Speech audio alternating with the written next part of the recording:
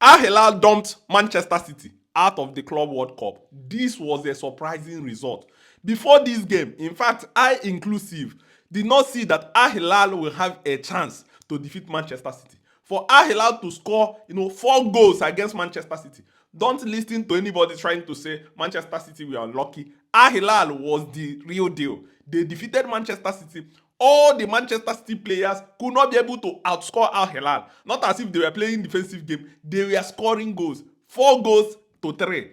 Dumping Manchester City, one of the favorites of the Club World Cup, out of the competition. Here are the 6 things I learned in this game. Number 1, we need to respect Cristiano Ronaldo. So, God, this is what Cristiano Ronaldo have been facing. Al Hilal is a formidable side. Al Hilal is a tough team. Al Hilal, they have good players. No wonder Anase have been coming second or third against these guys. They are so good. They are a team that is well oiled. They spend money the right way. Look at Leonardo, Lodi, look at Malcolm, look at Koulibaly. Like, these guys are good. Look at Bono. Bono made saves for fun in this game, facing 13 shots and only conceding 3, making save after save after save. And that is incredible. To think that people are thinking that Ronaldo is just making it up. Saudi Pro League is stronger than MLS. Saudi Pro League is stronger than MLS. And Ronaldo have been competing there. No wonder Ronaldo said that in next 2 or 3 or 4 years or 5 years, that if Saudi Pro League continue with their trajectory or the strategy, they will become one of the best league, or they will become the 4th or the 5th, highest league in the world. And it is becoming clear. Look at the way they performed. Al Hilal met Real Madrid, played a draw, did not lose. Met Manchester City and knocked Manchester City out. This is a team. This is a team that is playing in Saudi Pro League, meeting 2 giants of European football. Winning one and getting a draw against the other. That is massive. In this competition, Al Hilal have a chance to go to final. Don't think right now it is favoring one team. Al Hilal to knock Manchester City out. This is to show you to beat Al Hilal will be very, very difficult. Incredible performance from them. Number 2, Manchester City defensive issues continues. One of the problems Manchester City faced last season was defensive issues. And I have seen that defensive issues have not been fixed. If you know the game they play against Juventus were not clinical. Manchester City were very, very clinical. They played very well and they scored many goals. But you see that Juventus also had 1 or 2 moments they could have scored against them. These players Manchester City gathered have not still solved that problem. Yeah, they have good players going forward, holding the ball. The off the ball run, a lot of players are not anticipating those runs. They don't want to make those runs. Most of the players Manchester City bought are players that will be with the ball on their feet. Those dirty jobs, that Manchester City requires, nobody is willing to do it. And what is also even more concerning is that the way they press initially in the last 2 seasons for Pep Guardiola is that even when they don't have the best of defenders, their pressing normally cover up, the defensive gaps. And then in this game, they were not able to press. They will lose the ball as they are going forward and everywhere is open. And they expect teams to exploit Manchester City next season through this way. It's going to be difficult. And I don't see them solving this issue because they've spent on Kusano, spent on Aitnoiri. All these people are good players, but are they defensively rock solid? I don't think so. And that is why I think it's going to be an issue for Manchester City. They have never solved that defensive issues. Number 3, nobody is scared of Manchester City anymore. Yes. Before, there is a fear factor. Before, Manchester City, once you hear Manchester City, teams go to Etihad to play KG game. Even when teams are playing at home, they are scared. Right now, teams are willing to go hard at them. Teams are willing to say, okay, let's try our luck. Teams are believing they can get the win against Manchester City. Before, Manchester City were here, other teams were here. Right now, the gap is closed. Right now, they need to earn the right to win any game. Right now, that their name Manchester City can no longer get them over the line. Teams will be able to fight with them tooth and nail. Initially, in the Premier League, you see that before teams meet Manchester City, they're already trying to lose.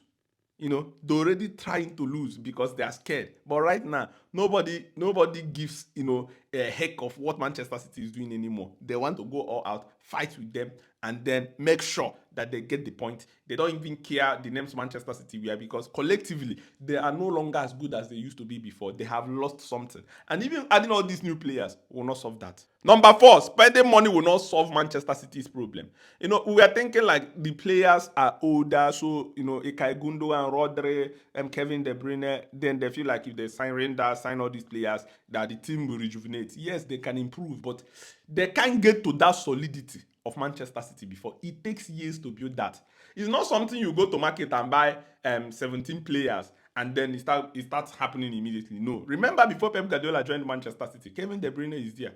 Ilkay Gundo and all those guys are there already. Remember before Pep Guardiola joined Manchester City, they have already the background. They have some players that are very good, that are nurturing. Then now he added and just tweak one or two things. Pellegrini and Mancini have done a great job. And the cycle have come to an end. Now, they are trying to bring in a whole lot of new players. Shaky off the ball. Is he good? Savinho, Foden, Reinders, Omamamouche. Yes, they will win games. They will win teams. Can they take City to where City used to be? I don't think so. They will play like normal other team, like win some, lose some. That dominance of like consistent dominance, back to back, win, back to back. I don't think they will have it again. Spending will not solve that. It takes a lot of time to build that. And when you build that, it also has an ending cycle. And once that cycle is broken, it's always difficult. It happened at Manchester United. Do you know the things Alex Ferguson built there?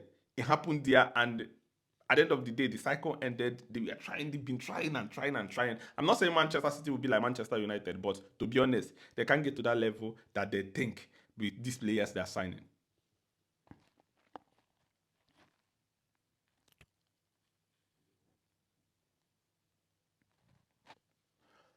Number Number five, Saudi Pro League is a formidable league, and that Hilal is a tough team. Yes, if you look at this game, people were thinking Nzagi have lost to Manchester City and lost to PSG. But imagine he went to Al Hilal and used that Hilal to defeat Manchester City. This is to show you that Al Hilal is a strong team. Look at their midfield. Look at Malcolm. Look at Neves. Look at Lodi. Look at Koulibaly. Look at Bono. And collectively, they work harder than the other teams Inzaghi have managed. They work so hard on and off the ball. They were so determined to win Manchester City. So when we are thinking that, oh, Ronaldo have been making it up, man, to be honest, these guys are too good. Look at against Manchester City. Let me show you the statistics. Al Hilal had 7 big chances created. Manchester City had 6. With all the signing of Manchester City, they had 6 big chances. Al Hilal had, 17 shots on target on Manchester City's post. 17 shots, total shots. And Manchester City, of course, had 30. But if you check it, they are so robust. They are not a small side you think that you can easily brush aside.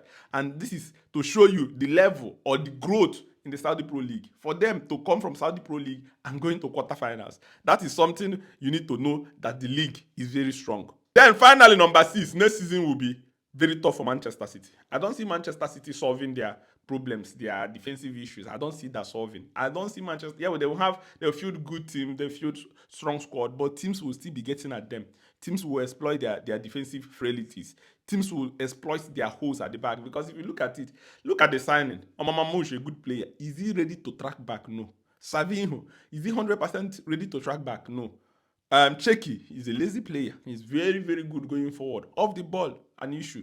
Erling Haaland, even these days, is no longer ready to press, just rolling around. You can see the reason why Pep Guardiola constantly keep him out of the team, even at the group stage. You look at Phil Foden, he's there, here and there. And then people also complain that why didn't Rodri and Gundogan play in this game? The idea was to replace Gundogan with all these players they signed. And Gundogan is older. Rodri is coming back from ACL injury. Don't expect him to be playing every game, even next season. It's going to take some time for Rodri to come back into playing week in, week out, because he wouldn't have come into the rhythm, consistent rhythm. It's not something that you switch off like this. And for Gundogan, the idea is for these players to be able to take over. But as it stands, it looks as if that these players will struggle a bit, because both Rangers, all of them, they are good on and off. They are good on the ball. Off the ball is the problem.